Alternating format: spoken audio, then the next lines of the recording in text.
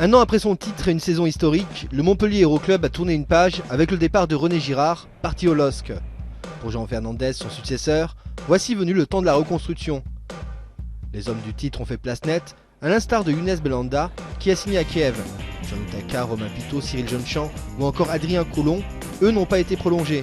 Aujourd'hui, sur les 25 joueurs du groupe champion en 2012, seuls 13 d'entre eux sont encore dans l'Hérault.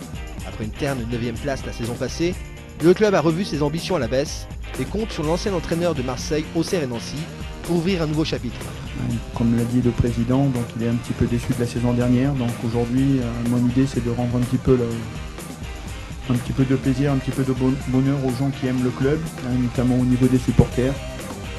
Donc voilà, je pense qu'on a déjà un effectif de qualité et je pense qu'on a les moyens de faire une très très bonne saison. En tous les cas, moi, mon ambition, je l'ai déjà dit, c'est un petit peu de se dire que on a le potentiel, peut-être pas pour jouer les premiers rôles, mais bon, pour trouver entre la 5e et la 10e place. Et puis après, en football, tout est possible.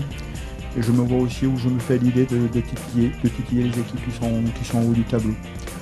Après, comme l'a dit le président, on a un début de saison intéressant à jouer. Quand on voit qu'on joue Paris le premier match à domicile et Monaco le deuxième match au stade Louis II. Donc moi, je pense que c'est une bonne chose. Ça va nous permettre d'être très très motivés pendant la préparation.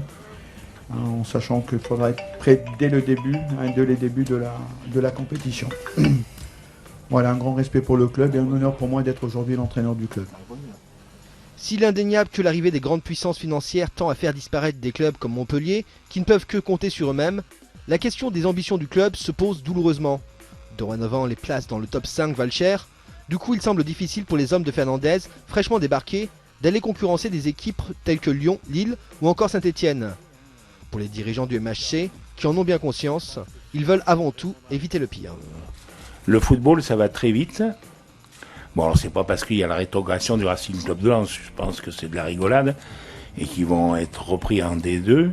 Mais enfin, quand je vois un club comme l'ancien club de Jeannot Auxerre, qui a frisé la correctionnelle, qui a quand même fait la Ligue des Champions il n'y a pas si longtemps que ça, d'ailleurs tu étais à leur tête, là où ils sont arrivés, je voudrais pas que ça arrive à Montpellier.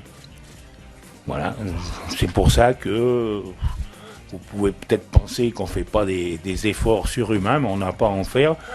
En plus, je m'attends à une baisse de fréquentation du stade, ce qui serait un peu logique puisqu'on n'a plus la Ligue des Champions. J'espère que les gens comprendront qu'il faut qu'ils prennent leur abonnement et qu'ils viennent quand même. Enfin. Les matchs amicaux ont vu Montpellier enchaîner 3 victoires, 2 matchs nuls et une défaite contre Fréjus-Saint-Raphaël.